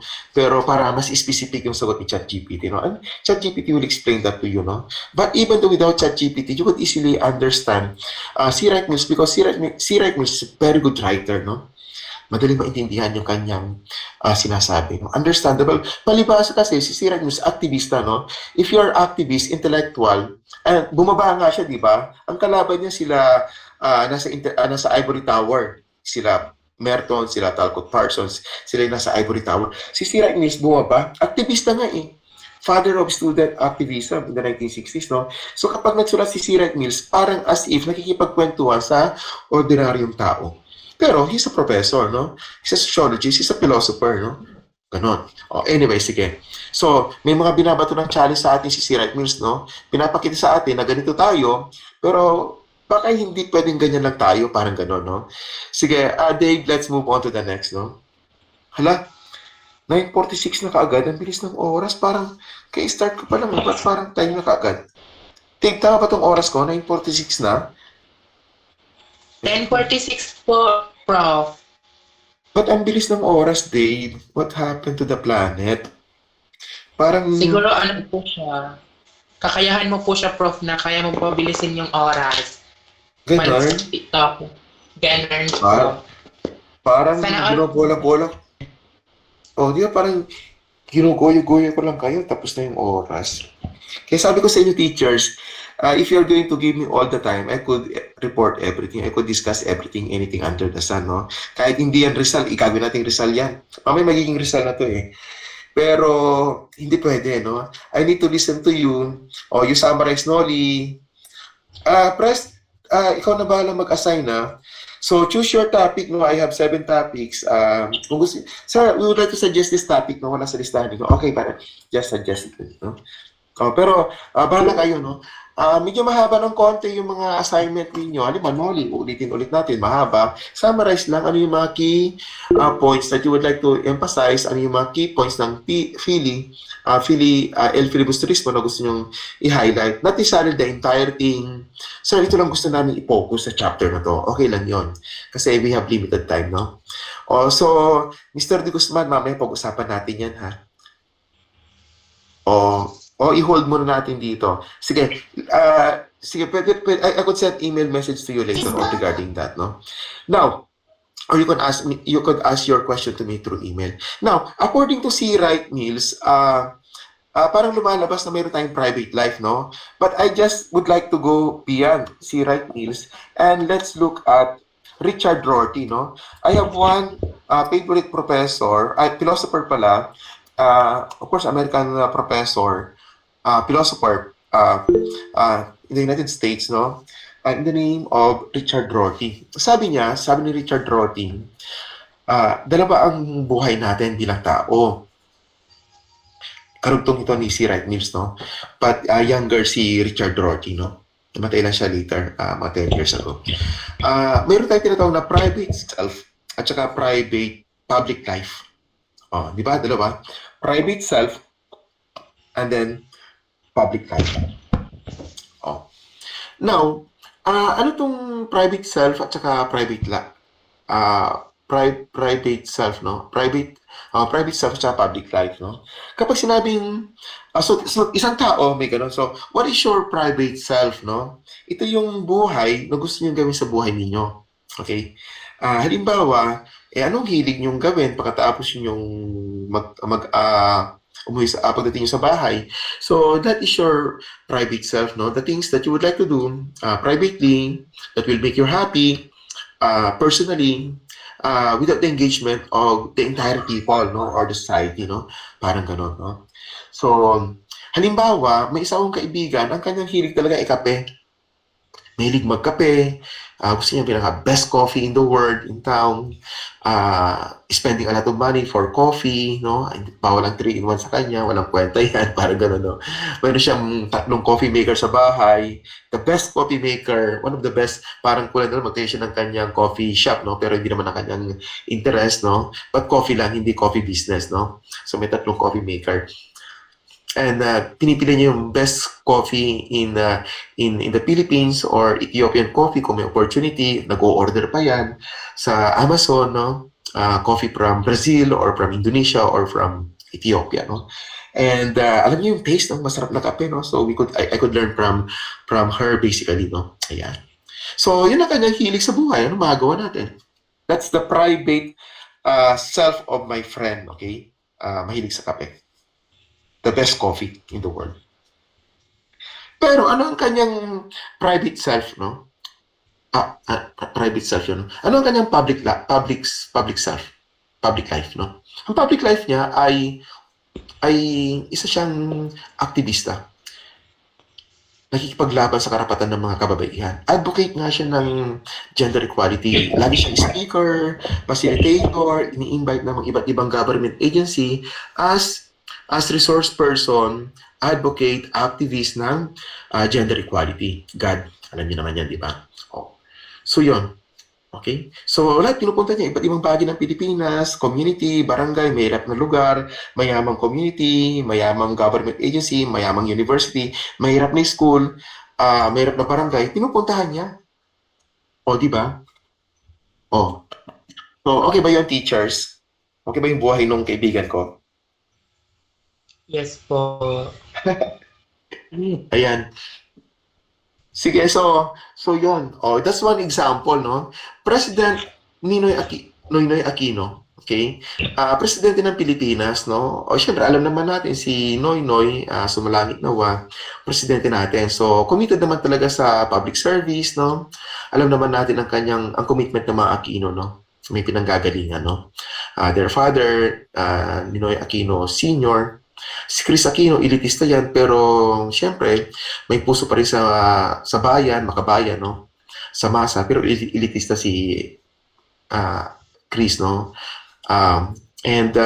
Basically, si Noynoy, presidente ng Pilipinas. Pero alam niyo ba, the public life of President Noynoy, of course, presidente, no? Alam na natin. So, that's a public life, no? But ano bang private life ni Noynoy? Manigarilyo. Ang lakas manigarilyo. Nagagaling nga si Chris, eh. Hayaan nyo na, yun ang kanyang hilig. Doon siya masaya eh. Doon siya nare-relax na pagod niya sa buhay. No? Ikalawa, sports car. Driving sports car. So, nabatikos one time si President Noynoy, no? Kasi presidente ka ng Pilipinas, pero ang hilig mo ay mag-drive ng sports car, Ferrari, Porsche, or whatever. Meron siyang collection, syempre, no? Mayaman naman ang Cojanco or Aquino. Yan. So, now, ang tanong, you are the President of the Philippines and you are supposed to be working hard for the emancipation, the life of the Filipino people who are poor to improve their life, and yet, on a Sunday, you are driving sports car. May racetrack pa yan, syempre, no? Syempre, hindi man siya mag-drive ng sports car sa matraffic na EDSA, syempre, no? Nasa racetrack, no? You know? And if you're going to drive in a racetrack, very expensive yan. It's either you bring your own car, you rent a car, yung racetrack napakamahal. It's a very expensive hobby, ibig sabihin. Oh, that's the private self of Noynoy. Oh, di ba? Sandali, parang Rizal pa ba to? Now, another example, no? Si Richard Rorty, alam nyo, ang kanyang hilig ay orchids. Richard Rorty himself, no, is an activist, public intellectual in the United States. He's a philosopher, okay, and he's a pragmatic philosopher, and most of his writings actually was more on, okay, for the poor, for the American workers, no? Kasi may pagka-socialist din si Richard Rorty, but the philosophy is neo-pragmatism, no? So, ang kanyang pinaglalaban sa kanyang mga writings, no, ay ang emancipation, karapatan ng mga magagawang Amerikano, syempre, no? So, that's the public self or public life of Richard Rorty, no? Helping the poor, working with the poor, writing about the poor, no? Pinaglalaban niya ang mga mahirap, no? Ang mga American workers, no? That's the public life of Richard Rorty. On the other hand, ano ang kanyang hilig kapag mag-isa na lang siya sa bahay? Nagbabasa ng mga libro about orchids, no? Okay, meron siyang collection of orchids, no? And he even memorized the scientific names of these different orchids, no? All over the world, no? And when he went to the Philippines, no? Wala siyang ibang gustong puntahan after speaking, delivering a very good speech at the University of the Philippines, except to visit an orchidarium. Gusto niya makita ang mga orchids sa Pilipinas. No? Alam niyo yun, di ba? What is your observation? According to Richard Rorty's private self and public life. Teachers. Observation. O, ganun din yung isang kaibigan ko, no? Siya ay aktivista, sumasama sa mga manggagawa, organizer ng mga manggagawa, nagsusulat para sa mga manggagawa. The bias is for the underprivileged, no? Kapag inanalyze, siyempre, scholar to, kapag nag-analyze ng lipunan, lagi niyang tinitingnan, binabanatan yung mga power elite, etc. And always looking for possibilities of emancipation of the poor, no? Fighting oppression, domination, etc., etc., no? But on a Sunday, ang kanyang libangan sa totoo ng teachers ay may mag-drive ng kanyang very expensive motorcycle, big bike, Ducati. Ducati, before, mga nagkakahalaga na yung 1 million, 1.3, 1.5 million today, no? Pataas, no? May mga 2 million na ang Ducati, no? 2 million, grabe naman. Lalo pa sa Hilux or Fortuner, no? But it's a motorcycle, no? Ayan. O, mag-drive ng motorcycle para magkape sa Tagaytay or magkape sa Tanay at maghalo-halo sa Pampanga on a Sunday. Imagine that, no? O, pero basically, his public life is for fighting for the poor, for the workers, no? O, ano masasabi niyo diyan, teachers? Observe.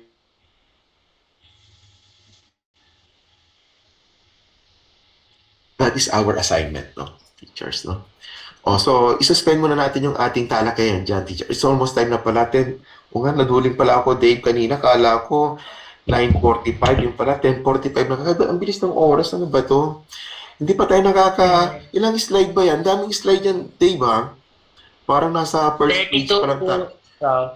Oh, nasa slide 3 pa lang tayo. 32 ito, nasa slide 3 pa lang tayo. Ano ba yon? I will continue with this one next meeting, no? But please read the entire chapter, no? And then I will continue my question, my idea about Richard Rorty, no? Si Richard Rorty naman, with regard to private life and public self, no? You could read his book, no? If you are social science major, about American pragmatism, no? Ang ganda, mahusay si Richard Rorty. Very pragmatic ang kanyang philosophy, no? But anyway, it's connected to C. Wright Mills discussion, pero magkaiba sila actually, no? Yan. O, sige, so may bitin tayong tanong about Richard Rorty, the two selves, private and public, and we will go back to the challenge being uncovered by C. Wright Mills with regard to the limitation of our own perspective, that we are just only looking at our own private self, no? Parang gigisingin tayo ni C. Wright Mills na pwede ba, don't limit it to your private orbit, no? But rather, we need to have this sociological imagination. That's the answer. But how are we going to do it? That would be for next meeting, no? Thursday tayo, di ba, Pres? For our next meeting. Yes, po. Oh, okay, sige. Oh, sorry, teachers, but don't worry, you will have time for your presentation next time, no? We'll set a schedule for that. Pag-usapan namin ni President, no? Okay. Oh, sige. So, teachers, thank you, Dave, for helping me in the presentation. Please do that also next meeting, ha? Okay, sige. So, enjoy the rest of the day, teachers, no? And see you on Thursday for another online class. I hope you learned something, ha? Magtanong lang kayo na magtanong next meeting, ha? Bye, teachers. Enjoy our lunch, no? Enjoy your lunch. Thank you so much, Thank you po. sir.